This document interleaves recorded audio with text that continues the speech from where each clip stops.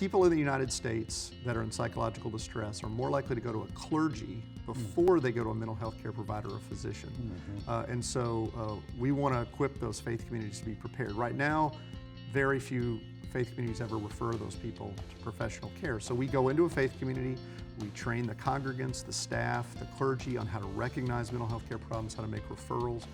We set up support groups that they lead, faith-based support groups, and then we train a mental health coach, just a layman from the congregation or a staff member through a 40-hour training. They learn how to do intakes and assessments, offer some therapeutic interventions. And so what you have when we walk away from that faith community is an equipped faith community that can not only recognize mental health care problems and get people to professional care and has those relationships, but can provide some therapeutic care for free right there as part of the kind of spiritual life of the church. Dr. Matthew Stanford is the CEO of the Hope and Healing Center and Institute in Houston, Texas. He also serves as an adjunct professor of psychiatry at Baylor College of Medicine and at Methodist Hospital Institute for Academic Medicine. As an author, researcher, and educator, Dr. Stanford focuses on the interplay between psychology and faith issues. Their website is hopeandhealingcenter.org. They're doing a dynamic work, and it is a real joy to meet you. Well, thank you. Thanks for having me. So I was with Kay Warren, and we were talking about the issues of our day with mental health, and she said, Jerry, you've got to talk to Dr. Stanford. And so you've got a great introduction. Yeah, I appreciate that. Yeah, Kay and I, we speak regularly at mental health and faith conferences around the community and around the country. And we came together actually in a committee that was put together by the executive, or the president of the executive committee of the Southern Baptist Convention to kind of help develop some more mental health related ministries within Southern Baptist. That's great. Let's talk first about the Hope and Healing Center, and then I want to talk about your bio. But tell us about Hope and Healing Center right here in Houston, Texas. Yeah, the Hope and Healing Center and Institute is kind of an expression of St. Martin's Episcopal Church's kind of mission to the community. It grew out of the church. We are a separate 501c3 nonprofit. We raise all of our own money, but we are on their campus and they provide a building for us and some services. And so we serve the community. We are a fully comprehensive mental health care center.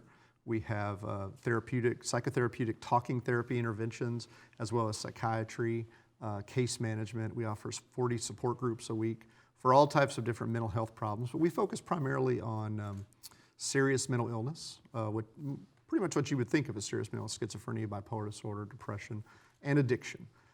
We offer all of our services for free. So about 63% of the people that come there have no resources. Last year, they came from 220 different zip codes. We have about 800 people a week come through the center. All of our services are faith-based. And I think people come there, one, because it's free, but I think they also are looking for an integrated type of care. We also have a research institute where we do research primarily around access to care.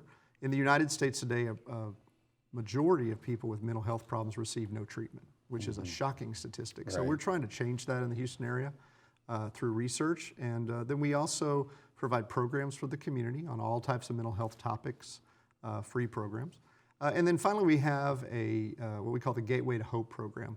People in the United States that are in psychological distress are more likely to go to a clergy before they go to a mental health care provider or physician. And so we want to equip those faith communities to be prepared. Right now, very few faith communities ever refer those people to professional care. So we go into a faith community, we train the congregants, the staff, the clergy on how to recognize mental health care problems, how to make referrals. We have a large referral network that we've vetted for them that they can refer into.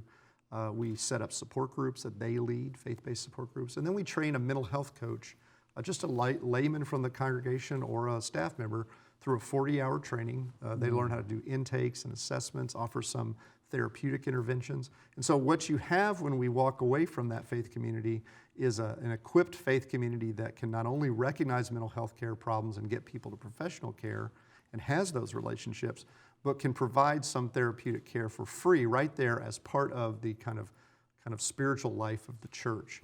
And then we serve as a referral source or resource for them to help people get to care or to provide them that care. Well, I want to tell you, that's a whole lot. So It is a lot. let's try to dissect some of that. You serve people from 226 different zip codes? Last year, 220. They come from everywhere. We actually have a family that drives from Orange every week, which is quite a distance from Houston, with their mentally ill son who's in his 20s. Mental health care is so difficult to access that people will literally drive hours to be able to get it. Finances and stigma are the primary reasons that people don't access care. And so what we've done is we've done away with the finance issue. It's free. Whether you can afford it or not, it's free. And we have plenty of people that come that could afford care, but the second problem is stigma. And we've done away with that as well, because you're coming to a faith community. We're on a church campus. We're not in the medical center. You're not walking into a psychiatric clinic. And I think the problem that we've had in the past in relationship to access to care is we've looked at areas within a city or an area and said, well, we need to go in and build a clinic there. And what you find is people bypass that clinic and they go to their faith community. Many times they don't understand that they have a mental health problem. They just know they have a problem. And where better to go to get help than a place where people are supposed to love you and offer you help. And did you say 800 people a week? 800 people a week through our support groups and individual services, yes. Okay, and so the name of your support groups? Oh, we have 40 support groups a week. We offer everything, every kind of addiction support group, 12-step you can imagine, sex addiction, gambling, debt, overeating, alcoholic, different types of substances, as well as groups for caregivers, which are often left out of mental health care. So for dementia caregivers, for people caring for a mentally ill loved one, for cancer survivor caregivers, and then a whole set of support groups that are offered for people with different types of illnesses. So we have a general mental illness group, mostly has people with schizophrenia. We have trauma groups for people, for women who have been the victims of sexual assault or domestic violence, depression and bipolar groups. And we collaborate with different organizations within the community like NAMI or Remind that let them come in, give them a space to offer their groups as well as our groups. And that ultimately gives everyone an opportunity to come. Our groups are all faith-based, all of our services are faith-based, but we do offer some groups there through collaborations that are what you would think of as secular or non-faith-based, but that gives everyone an opportunity to come in. And once they're in, then they have an opportunity to access our services at a higher level. What was the genesis of the start of Hope and Healing Center? Yeah, you know, the Hope and Healing Center, like I said, grew out of St. Martin's Episcopal Church, which is the largest Episcopal church in North America. Your pastor was unbelievable at the Bush's funerals, oh, right? So if you saw either Barbara Bush's or President Bush's funeral, then you saw St. Martin's. He was awesome. And that's Russ Levinson is the rector. And the church had done a survey of the congregants of the whole parish to try to get a sense of what they wanted to do. How did they want to impact the community? What kind of a church do they want to be?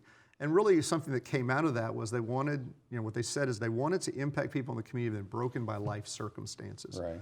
So they already had a number of support groups on the campus, and they wanted to kind of bring those together. So the idea was brought together, this idea of a Hope and Healing Center. And so a center where people could, initially it was focused around addiction. We would have support groups for addiction, we offer some intervention, some programs. And so for a few years it just was really a very addiction focused. They also had the Institute where they wanted to do some new thinking around how these problems might be taken care of. And then in 2015 I came there and I had a little bit broader vision for mental health. I see addiction as part of mental health. You know, right now about 43% of individuals with an addiction also have an underlying mental health care problem. Mm-hmm. So you have a dual diagnosis. So we're getting to the point where, you know, almost half of people with an addiction really are a mental health care issue as well, like a mental illness. So we broadened out what we're doing, and now we're serving people, you know, all over the place. We get calls from all over the country every day, people looking for care, and we will help them get care. So one of the things I would say, kind of as an advertisement for us, is if you're trying to find care for your loved one, contact us. You know, we may not be able to offer you the care, we may not even have a program for you, but we will help you find the care you need to get to. And a lot of times that's what people need. They need somebody to listen to their story and then to help them, someone who knows the system, to say, you need to go to this type of therapist or this type of a psychiatrist or caregiver, and this is where you need to start. Here's 3 referrals to start with. And right now within our system, it's so dysfunctional. Like I said, a majority of people don't receive care. If they do receive care, they're likely to just have some medication thrown at them. Right. You know, medication's wonderful. I mean, my training is in neuroscience. I love medication. Right. not personally, but I mean, I love to use it. And the problem, though, is that it's overprescribed, and it's Right. mostly prescribed by primary care physicians, and the mental health care system is never engaged. It's expensive. Most insurance doesn't pay for it, but there are resources out there. And what we're trying to do with the Gateway to Hope program is put low cost, or in essence, free resources into faith communities. So right at the end of your street is a set of evidence-based therapeutic interventions that may not be everything you need, but at least will be a beginning. And it's also a healing community for you to recover in. We might footnote that America probably leads the world as the most overprescribed form of medications to people. I mean, it's It's staggering. tremendous overprescribed. And we've done it with other medications. In the 80s, we did it with antibiotics for Right. children, and we've generated a whole set of antibiotic-resistant bacteria now. And we do it with psychiatric medications. And the problem is there's a lot of people taking medication that don't need to be, Right. and that's a sad thing. Right. And there are a lot of people that do need to take medication Right. and aren't getting it. And so, I've been doing this for over 25 years, and I've worked with the most ill individuals you can imagine, schizophrenics that don't know they're ill, and bipolar disordered individuals. I've never seen anyone just take medication and everything was great. Right. It's just one tool in a toolbox. And so you need therapeutic interventions, you need spiritual guidance, you need physical care. There's a lot of things that we take a very holistic approach to kind of move you forward so you can live beyond that illness. Unfortunately, the way our insurance is set up and the way people access the little care that they get, someone putting pills in front of them is about all they're going to get. Now again, pills can be very, very useful and are beneficial if you need them. But there's a lot of other resources out there that people never access.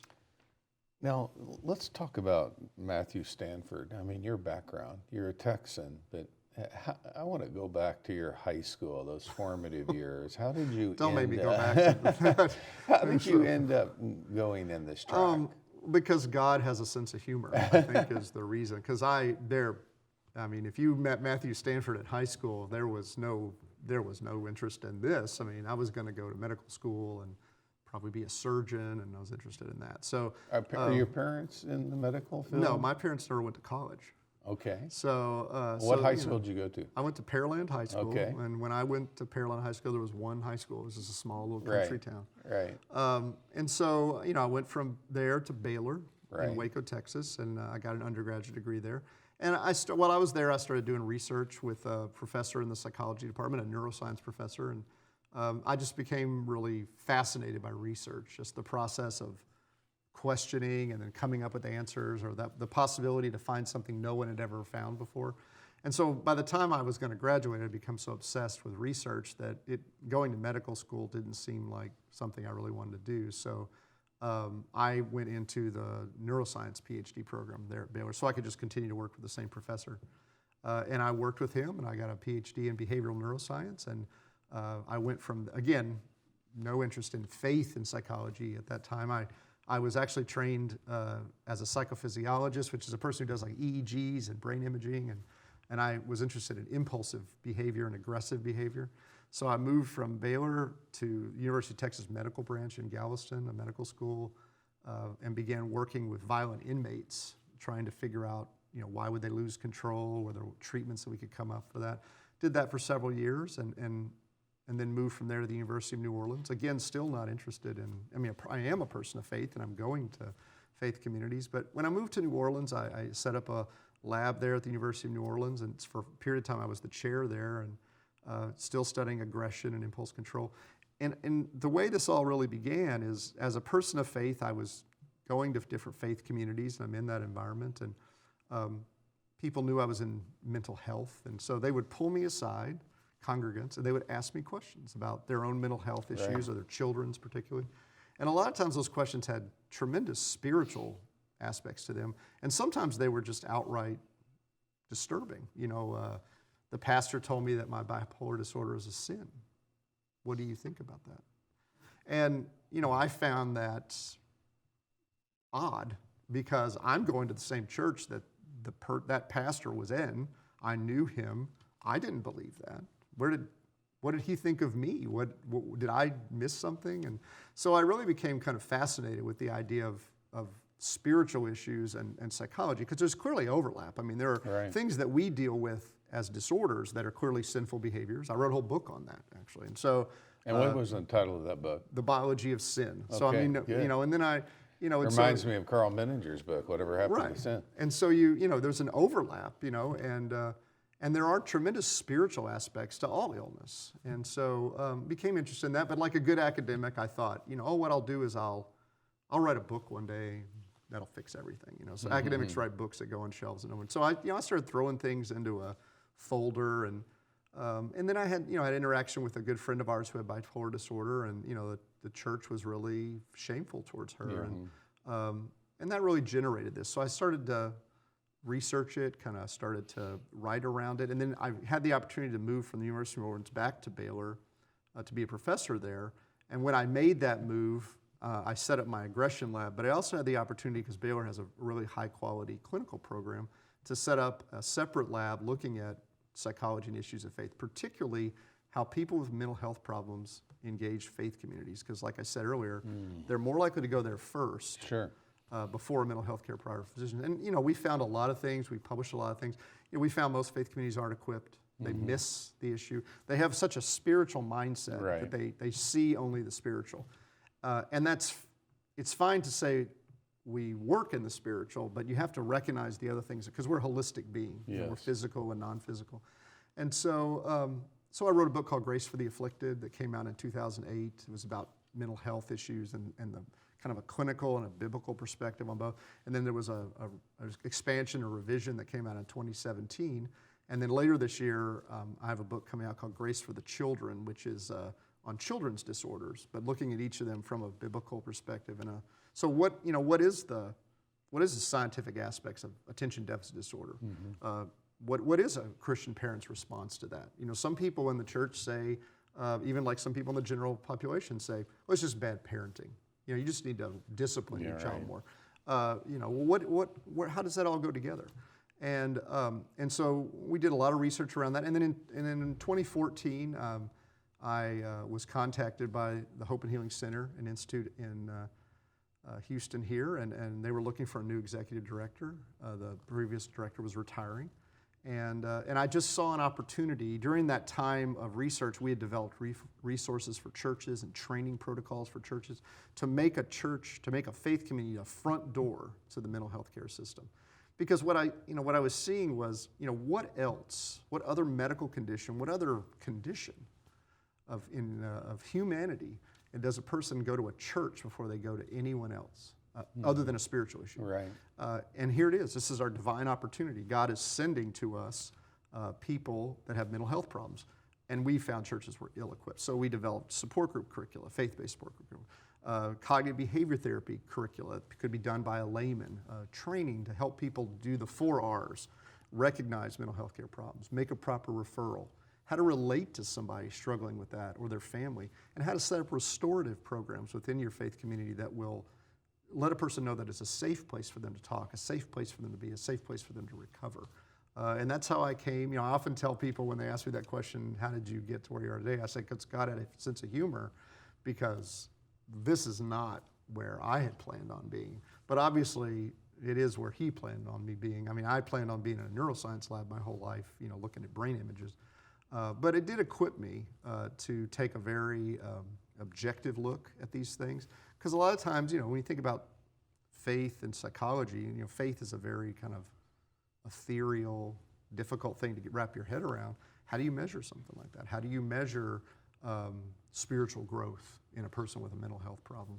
And those are the kind of things we're doing. One of the things we're doing right now, for instance, is I'm working with some social work professors at Baylor to develop an instrument, a very short instrument that will allow secular therapists to engage the faith of their clients. Because faith is an important part of therapeutic interventions, and secular therapists want to know how to do this. We're told that we're supposed to be able to do it as part of multicultural factors a person brings, but how do you do it? And every therapist can't become an expert in every faith tradition. So what we're looking at is God image. We find that depending on what image a person holds of God, do they see God as benevolent or do they see God as critical?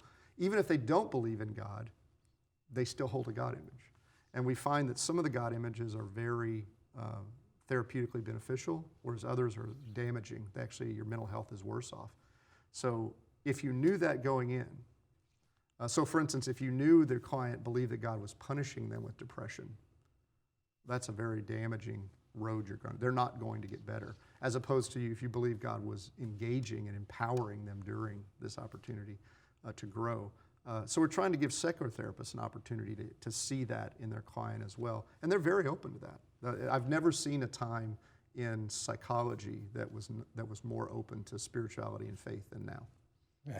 Absolutely amazing. Jeremy Richmond was a neuroscience scientist whose daughter was killed at Sandy Hook. And he was on Dan Harris's 10% Happier podcast 2 months ago and then took his life. Took his own life. And Jennifer Ashton, the chief medical correspondent for ABC, is coming out with a book this month after suicide. Her husband and her got a divorce. Hugged the day the divorce proceedings concluded. No fighting, nothing. 2 weeks later, he took his life. Right. Neuroscience, I mean, you don't, Sam Harris, the famous atheist, is a neuroscientist. Right. How did you, in this field, was your faith ever challenged at all?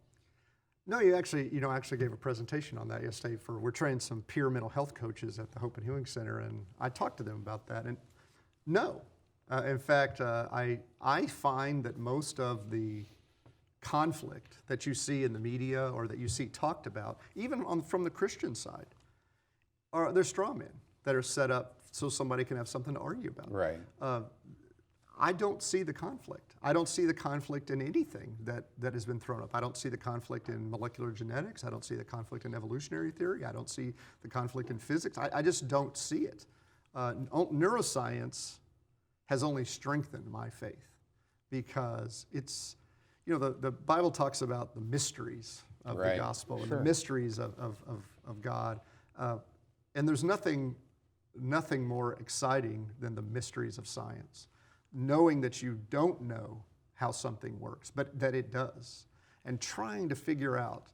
I used to tell people all the time, I remember when I did my interview at Baylor, actually, telling the provost, he said, how did a good Lutheran boy like yourself end up studying sin? Because I studied violence.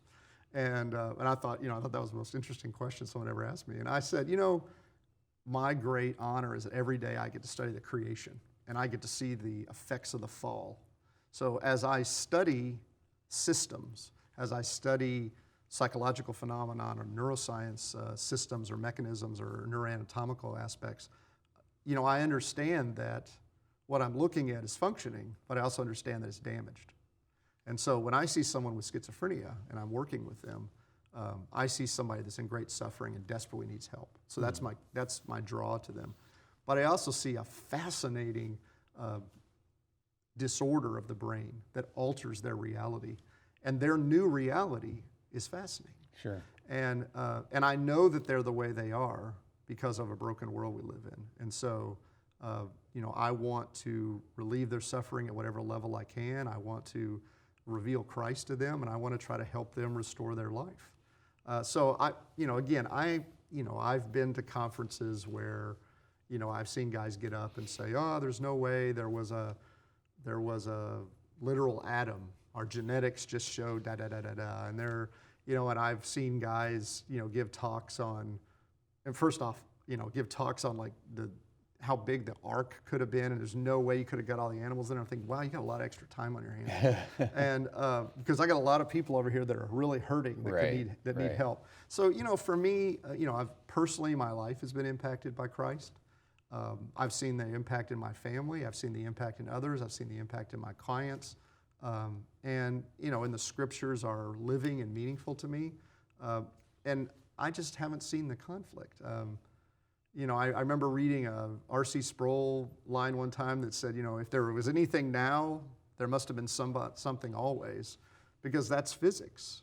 Something doesn't come from nothing. Mm-hmm. And a lot of times I'll tell my wife when I do have those, like I'm looking at something in scriptures I don't understand it, and I always tell myself, men much smarter than myself have looked at this and it in no way impacted their faith, so why should it allow it to impact mine? Well said. Let me ask you, the board behind Hope and Healing Center, who is that? We have an incredible board. It's made up of men and women that are, they have a tremendous business acumen. They're leaders in the Houston area in oil and gas and energy and different areas. They're heavily connected to the institutions within the city. We do a lot of work with Methodist Hospital, with Menninger Clinic, with Memorial Hermann. So they're heavily connected with those, as well as I would tell you that a vast majority of them have personal lived experience with mental illness. They have children that are ill. They've had children or loved ones that have committed suicide or died by suicide. And so, they are very passionate about serving others that have these problems. But then also they are, they are all passionate people of faith, and they want to serve God in this endeavor, and they want to let others know that there's a healing aspect to faith in mental health. So it's an exciting board. It's about 22 to 24 people, and originally, like I said, it was a kind of put together within St. Martin's Episcopal Church, but has expanded. We have a lot of members that aren't members of St. Martin's now. The rector of St. Martin's does sit on our board as a permanent member, and it's just a very exciting group. We had a board meeting yesterday, actually. They are just really committed, as I am, to trying to transform the way mental health care is accessed in the Houston area. We're not satisfied with just being another mental health clinic that offers services, because in essence, we just become another place you can't get to, because that's what happens when you build. We need to alter the way people access care. We need to open more front doors for them. We need to provide more low-level services that are free or low cost, just like you see in medical care, where you see a continuum of care. You start out at the pharmacy, you go to the urgent care, you go to your primary care physician, you go to a specialist. There's all different levels. You might meet a nurse, you might meet a paramedic, but in mental health care, there's nothing like that. Right. So we're trying to develop that. And if we can do it here in the fourth largest city in the country, with all these people living on top of this giant anthill, our hope is that we can then go to other communities around the country and say, look, we've done it here. Let us come in and show you how you can do it in your community.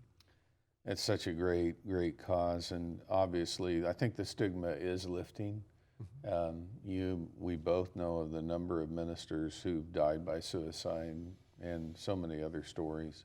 Here at HBU, we have launched a whole curriculum around mental health. Let me ask you a question. The practitioners that are providing counseling, are they lay volunteers, or what level of folks do you have that are actually facilitators, shall we say? At our center, we actually have licensed clinicians as psychiatrists. And so we're just like a traditional mental health care clinic for serious mental illness, except that we're faith-based. That would be the only difference. So you would come there and you would be getting a cognitive behavior therapy intervention for, you might say, for bipolar disorder, but it's integrated with faith. So you're talking about your faith, your identity in Christ, building hope in God, things like that, as well as more traditional kind of, psychological interventions. You might take medication, we would provide that there. You might have case management to make sure your finances are okay or you have a place to live. So there's that. Now, what we do as far as our training goes, is we are training laymen, or what we call peers, to provide some level of service so they can facilitate a support group. And that's well accepted in psychology, and that's clearly effective.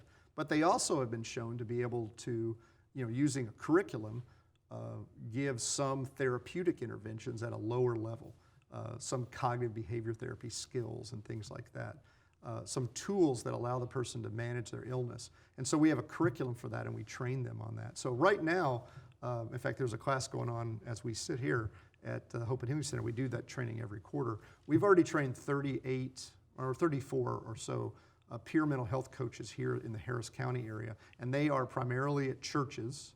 Many of them are at churches that are in what you would consider mental health deserts within the city, where there's no provider in the whole area. And so they can not only see you and say, yes, this is a mental health care problem and I'm going to refer you, but they can offer you some faith-based therapeutic assistants right there in your community, at your faith community, that will begin the process. So if you can't access that because of finances, or you won't go there because of stigma or paranoia, you can get some care right here. You'll begin to get better. And if you begin to get better, then you might be willing to go there. And this costs nothing. It also integrates you into that healing community. Because if a church isn't a healing community, I don't know what it is. Absolutely. I mean, we've been doing that for 2,000 years. And so we ought to be better at that than anyone else. And what I tell the people we train and when I tell faith communities is this. You know, the secular world has incredible resources. God has provided incredible resources there. But the faith community is a unique place where every aspect of the human can be engaged: spiritual, mental, physical, and relational. We can work at all of those levels, whereas out there, they only work with bits and pieces. So when someone comes into a faith community for care, which is what we know happens, the National Institutes of Health found that, we want to care for them. We don't want to just give you a phone number and say, call this person and go get help and then come back when you're better. We want to help you. So my vision is to go back to the old kind of parish church, you know, where the town is built around the church. They relied on it for knowing what time it was because the bell rang, but they also went there when they didn't have enough money for seed, or they needed someone to help build their house or whatever. That did more than just offer spiritual care, because we are more. God has made us more than just spiritual. He's made us physical. I don't know why he did that. He did. We have physical issues. We suffer physically in this world. We suffer mentally in this world, relationally. And so the church has an opportunity to engage that, and we're hoping to give them the tools and the training that they need to do it. Matthew Stanford, the CEO of the Hope and Healing Center and Institute in Houston. You can learn more at hopeandhealingcenter.org. Dr. Stanford, I mean, there's just so many things that we could talk to you about. I'm just so grateful for what you're doing. Well, thank you. I mean, I don't know of a place quite like Hope and Healing across It is the country. one of a kind. It's unique. The people of St. Martin's were real visionaries. Even setting it up as a separate nonprofit from the church was visionary in that we're able to engage the St. Martin's community and serve them as a ministry, but being a separate nonprofit, we can work with other institutions, medical schools, hospitals, clinics, places that wouldn't normally work with a church per se, because we aren't a church, we're a faith-based nonprofit organization. So it is a truly visionary foundation, and it's a great opportunity, I think, that I've had to come here and kind of lead it for a period of time. We look forward to talking with you and having you come talk to us here at Houston Baptist University in the future. Great. Thanks for having me. Thank you.